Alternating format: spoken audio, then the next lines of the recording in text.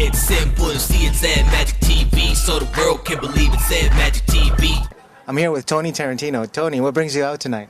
Well, mostly my friends. Riddle is a longtime close friend of mine. He has and operates a business called APS, and I'm a guest speaker for him a lot. And I enjoy doing that because I like being able to feed as much information as I can to young actors, like this gorgeous young lady right here, Debbie Diesel, who is a young actress and part of that APS group.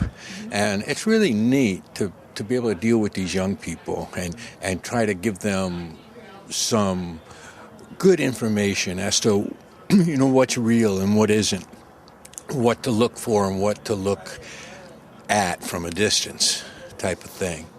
So it's like my old daddy always used to tell me, what goes around comes around. The more you give, the more you'll get in return. And I really believe in that. My life has been blessed.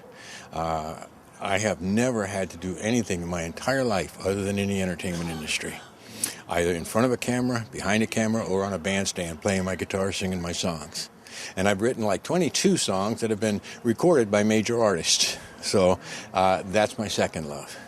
What inspired you to get into the entertainment business? My dad. He was an actor in the early 30s. He did nothing but westerns. He worked with people like Buck Jones, Tom Mix, Tim McCoy, and he did a lot of those old westerns, even did some silent ones. So I grew up listening to all his stories. Other kids had Superman, Roy Rogers, like as heroes. My hero was always my dad. He was a World War II Marine, and when he came home from the Marine Corps in 1945, the end of the war, there was a general in our house. They were doing a big ticker tape parade. My dad was to sit on a convertible and ride down through in that parade. And I remember I'm only 5 years old and I'm tugging on it and I'm saying, Daddy, can I go with you? And he said, yeah. And the general says, no, this is going to be you and me. And my dad says, hey, look, General, I'm not in the Marine Corps anymore. I'm a civilian now. So my son don't go, I don't go. So he picked me up, threw me on his shoulders, and we rode down through that, and I never got over it. So anything he ever did, I had to do. And he loved acting, and I grew up hearing all of his stories. So ever since grade school, I was always in plays. Did you ever have the privilege of working with your dad in film? No. My dad stopped films. He met my mom. They got married. 2 years later, I came along, and then he had to do, like we quote in the industry, get a real job, support a family.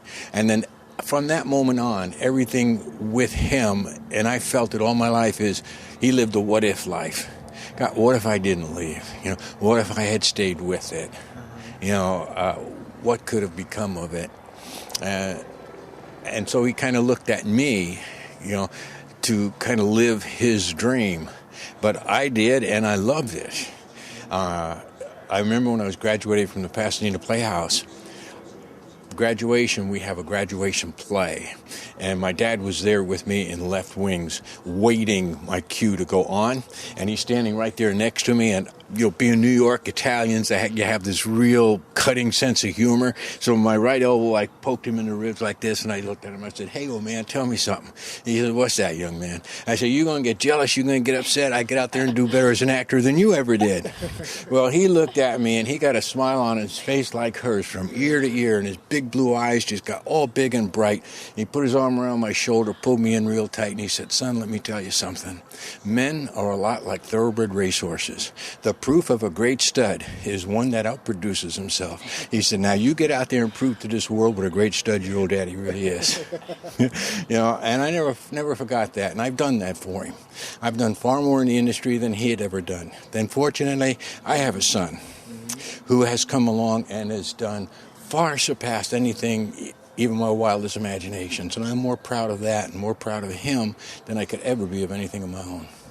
There's no greater compliment any parent could ever be paid than to have an offspring that surpasses your own expectations. Wonderful. Tell me, what inspired you to become an actor? Me. Yeah, right. It was Tony. It was all Tony. I remember asking my siblings. I have 8 of them, so a big, huge family. And I said, do you remember when if I showed interest in acting, and they said, Debbie, I remember when you were 4 years old and we would bring our friends over and we would say, Debbie, do the voices from Home Alone. And when Kevin and his mom go up in the attic and they were like, you would differentiate between the voices and everything. And yeah, so it started very early for me.